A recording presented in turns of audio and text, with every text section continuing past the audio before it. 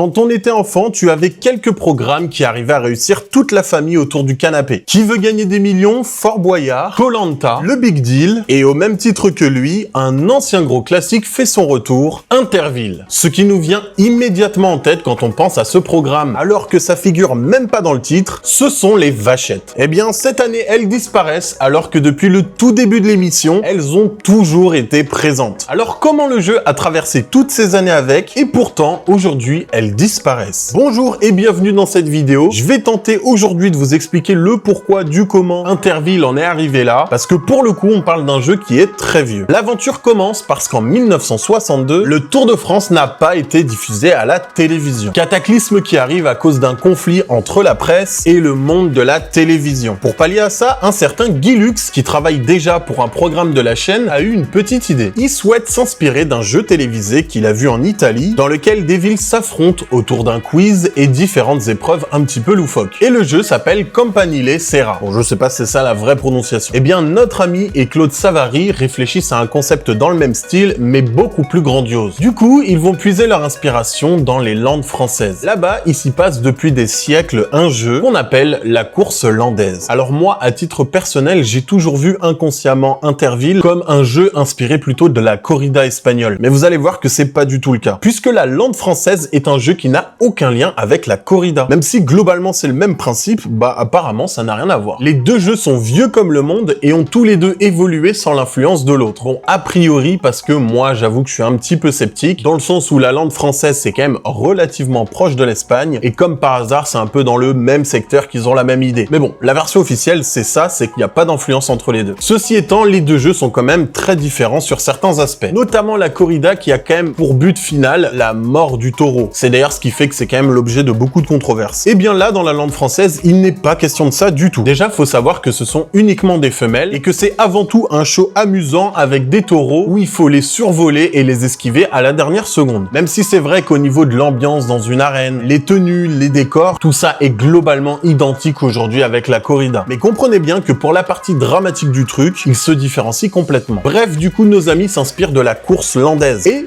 ils choisissent du coup un générique. Et non, ce n'est pas celui auquel vous pensiez. Celui que vous avez probablement en tête est arrivé en 1985 et sachez, mesdames, messieurs, parce que peut-être vous le savez pas, mais c'est une reprise d'une vieille musique qui est sortie, qui s'appelle Sha-Na-Na de The Citizen.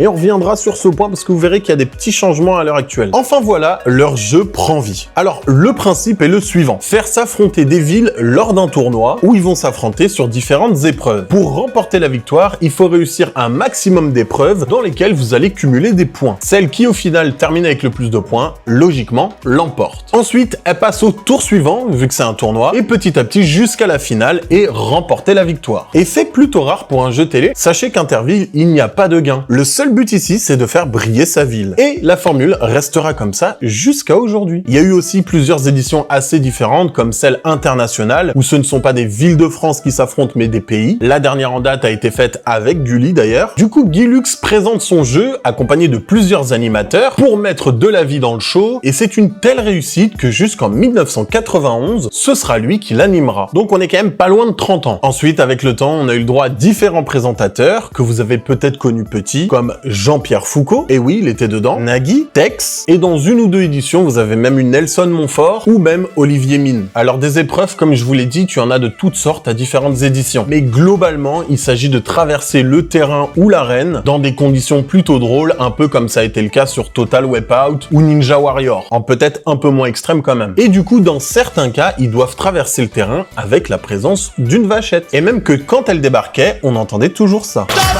À la vachette!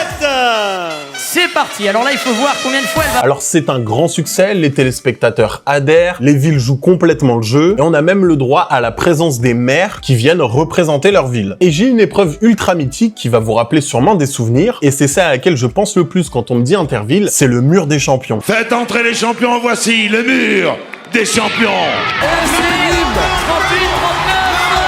39, C'était hyper impressionnant et en plus c'était en finale. Alors là maintenant, on va parler des coups d'arrêt qu'a connu la série. Parce que vous allez voir, il y en a plusieurs. Déjà, elle a traversé toutes les générations jusqu'en 2013 où à ce jour, c'est le dernier arrêt qu'il y a eu. Mais la raison de cet arrêt, vous allez voir que ce n'est pas la vachette. Et non, c'est l'audience. La télévision commence tout doucement à être remplacée par les téléphones et du coup à perdre un petit peu de poids. Et du coup, les nouvelles générations sont de moins en moins intéressées par le programme, qui c'est vrai sur certains aspects peuvent paraître un petit peu vieux. Donc France Télévisions revoit sa grille de programmation et c'est aux dépens d'Interville. Donc ça c'est le dernier en date. Mais avant maintenant, entre 1973 et 1985, donc pendant à peu près 12 ans, Interville avait été complètement arrêté. Et quand on recherche, on voit que c'était surtout pour des raisons politiques. Le programme était jugé comme trop léger, pas assez sérieux pour une chaîne qui était publique, puisque c'était diffusé sur l'ORTF, la chaîne de l'État. Avant du coup de revenir et avec les vachettes. Donc là encore, c'était pas la cause. Alors la deuxième fois maintenant, c'est entre 1991 et 1995 et c'est encore un changement stratégique de la part de TF1 et ils ont décidé de l'arrêter. Pourquoi? Parce qu'ils trouvent que le format commence à être vieillissant. Alors c'est sûr qu'aujourd'hui ça peut paraître lunaire, mais le jeu avait quand même 30 ans à ce moment-là. Et surtout, faut quand même pas se le cacher, le jeu demande une logistique énorme et les coûts sont aussi énormes du coup. Et face à la pression du public, en 1995, elle refait son retour. Et encore une fois, avec les vachettes. Une troisième fois, Interville a été interrompue. Et après, c'est la dernière, je vous promets, c'est en 1999, elle disparaît jusqu'en 2004 et c'est pour les mêmes raisons qu'avant. Ils estiment que le programme est vieillissant et que ça coûte trop cher. Et surtout que là, ça commence à être un peu l'apparition des téléréalités et du coup, France Télévisions essaye de plutôt se concentrer sur d'autres programmes pour concurrencer évidemment. Donc, 4 arrêts au total et la raison n'a jamais été les vachettes. Donc, pourquoi aujourd'hui elles ne sont plus là? Bon, je vais faire quand même une aparté pour vous dire qu'entre 2014 et 2016, Gulli a récupéré les droits d'Interville pour pouvoir faire Interville International. Mais cette fois, ça se passait dans des studios, c'était un petit peu plus enfantin dans l'esprit et c'était du coup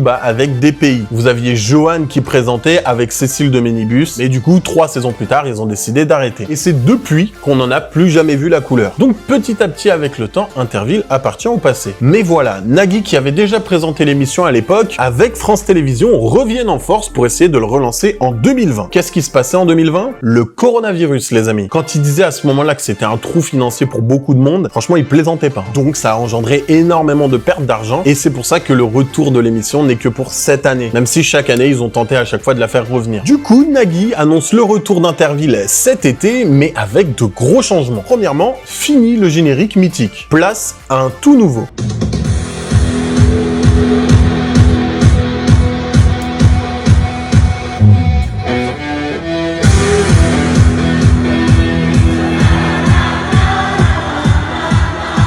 Pour celui-là, ils font appel à Durian Lux, qui fait partie du groupe Offenbach. Offenbach, peut-être que vous les connaissez pour ses musiques.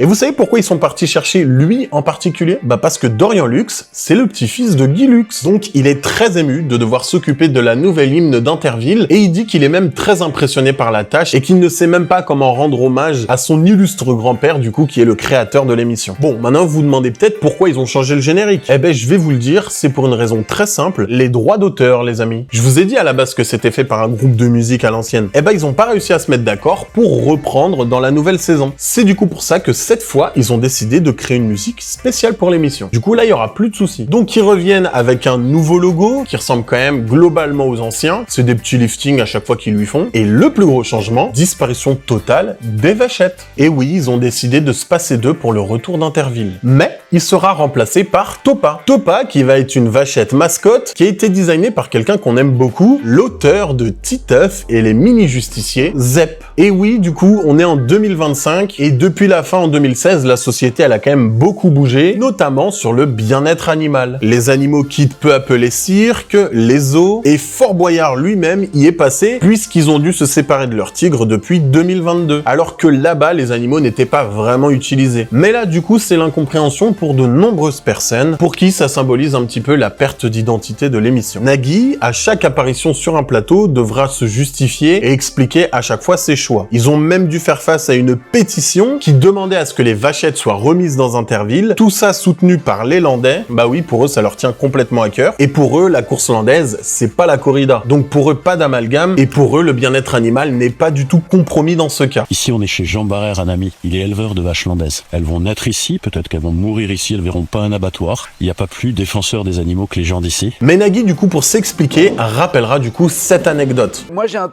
très triste souvenir marquant en ayant animé Interville d'une vachette qui est morte sur le plateau pendant les répétitions. Quand vous vivez ce genre de scène-là, et je ne parle même pas de maltraitance, je n'accuse personne de rien, mais on n'a pas envie de voir un animal mourir pour faire rire la galerie. On comprend du coup un petit peu plus ses motivations, même si pour moi elles sont aussi ailleurs. Parce que oui, quand même, tout ça c'est un peu ambiance corrida, et t'as un peu le spectre qui rôde derrière. Et maintenir les vachettes aujourd'hui, ce serait un petit peu s'exposer à tout ça. La corrida, qui je le rappelle aujourd'hui est interdite en France et dans de nombreux pays du monde, mais pas l'Espagne du coup, sauf que là-bas c'est quand même un gros sujet de société, puisque la Catalogne, les îles Canaries et d'autres régions ont complètement interdit la discipline, alors que l'Espagne lui-même l'autorise. Enfin bref, c'est un gros débat là-bas. Carrément, dites-vous que les chaînes de télévision n'en diffusent plus du tout, et ils ont été créés une chaîne Canal Toros spécialement pour ça. Mais du coup, quand même, dans Interville, les vachettes étaient utilisées, et comme le dit Nagui, elles étaient pas au cœur même du jeu, puisqu'en réalité, ce n'était que quelques minutes dans toute la durée de l'émission, mais c'était quand même la star du truc, et faut quand même admettre que le moment où la vachette était lâchée dans l'arène, le souffle du public était un peu coupé, parce que la vachette, elle était quand même vachement brutale, et fallait voir à combien il devait se mettre pour maîtriser l'animal, et à chaque fois le faire sortir. Donc niveau bien-être animal, je comprends que ça pose un peu souci. Du coup, Nagui et son équipe sont un petit peu vus comme woke, mais en dehors de toute conviction personnelle, en réalité, avaient-ils le choix? Et peut-être que dans ces conditions, valait-il mieux laisser Interville derrière? Maintenant que vous savez tout, sachez donc que l'émission sera lancée à partir du 3 juillet sur France 2 et opposera du coup la ville de Beauvais contre Coulanges. Suivi du coup le 10 juillet par un affrontement entre Gap et Bourgoin-Jallieu. Bon, je sais pas si encore une fois je dis bien. Le 17 juillet cette fois, ce sera Valère contre Saint-Armand-les-Eaux. Valère, Wallers, je sais pas non plus. Sur le site où a été tourné l'ancien film Germinal, oui, un ancien site de mine. Nagui, pour vous présenter tout ça, sera accompagné par Bruno Guillon, le commentateur sportif Johan Rioux et Magali Ripoll de N'oubliez pas les paroles. Et d'anciennes Miss France seront là pour encourager les équipes. Il s'agira de Valérie Bègue, la Miss France 2008, et Camille Serre, la Miss France de 2015. Et voilà tout ce que j'avais à vous dire concernant